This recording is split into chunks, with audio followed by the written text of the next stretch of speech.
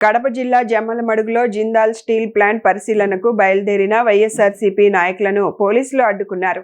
మాజీ CM YS Jaganmohan Reddy హయాంలో ప్రారంభమైన జిందాల్ స్టీల్ ప్లాంట్ పనులను పరిశీలించేందుకు పార్టీ నేతలు జమ్మలమడుగు వైఎస్ఆర్సీపీ కార్యాలయంలో సమావేశమై అక్కడి నుంచి బయలుదేరారు. అయితే పట్టణంలోని నారాపుర వెంకటేశ్వర స్వామి ఆలయం సమీపంలో ఉన్న వైఎస్ఆర్ విగ్రహం వద్ద పోలీసులు వారిని నిలువరించారు. ఈ సందర్భంగా కొంతసేపు ఉద్రిక్త పరిస్థితులు నెలకొన్నాయి. ఈ కార్యక్రమంలో మాజీ ఉప ముఖ్యమంత్రి అంజద్ బాషా, మాజీ మంత్రి సాకే శైలజనాథ్, పార్టీ జిల్లా అధ్యక్షుడు పి రవీంద్రనాథ్ రెడ్డి, మాజీ ఎమ్మెల్యేలు శెట్టిపల్లె రఘురామిరెడ్డి, రాచమల్లు శివప్రసాద్ రెడ్డి, ఎమ్మెల్యే దాసరి సుధా, ఎమ్మెల్సీలు రామసుబ్బారెడ్డి, గోవిందరెడ్డి, రామచంద్రారెడ్డి తదితరులు పార్టీ నాయకులు, కార్యకర్తలు పాల్గొన్నారు.